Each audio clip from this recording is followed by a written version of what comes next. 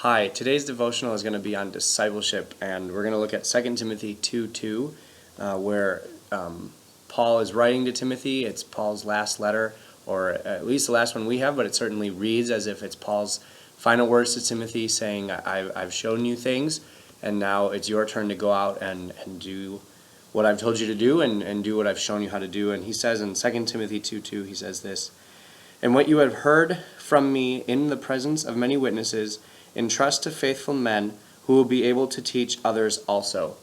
And so Paul's saying, okay, Timothy, not only have I told you these things and shown you how to do them, now I want you to tell other people how to do them. I want you to teach other people to teach other people. I want you to share the gospel and teach other people that you share the gospel with how to share the gospel with their friends and with their family and with people in their circles. And this concept was brought to light in my mind in terms of being spiritual parents and grandparents through a book called The Power of One-on-One by Jim Stump. It's an incredible book. It's changed my ministry in a lot of ways. It's changed my life and how I view the relationships that I have with believers and non-believers alike. And in that book, he talks about, he ran into someone who said that they were a believer because of someone that he had led to Christ. And then the person said, "So in some ways, you're my spiritual grandfather, so thank you." And I love that story, and that's something that challenges me to look at my own life and look at the people in my circles of influence, whether it's people I know here in town or family members or whatever it may be.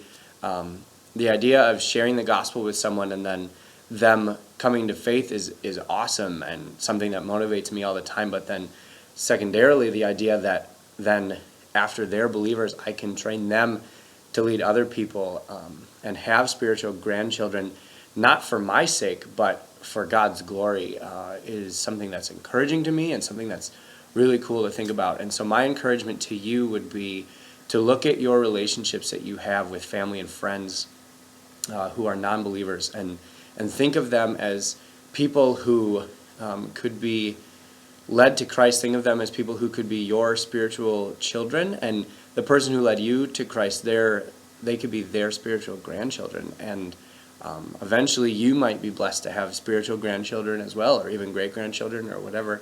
I was talking with my wife recently, and I said something to the effect of, even Billy Graham was led to Christ by someone. And so the idea that you don't know who that person will become, you don't know what that person will do for the kingdom of God, is a really cool thing. And God can use you mightily for his kingdom, and will use you mightily for his kingdom if you ask him to do so. So I would strongly encourage prayer and consideration for who you could share the gospel with and how to share the gospel, and boldness to do so for his glory, and so that more and more people would come to faith, and there would be generation upon generation of believers. Thank you very much. Have a great week. God bless.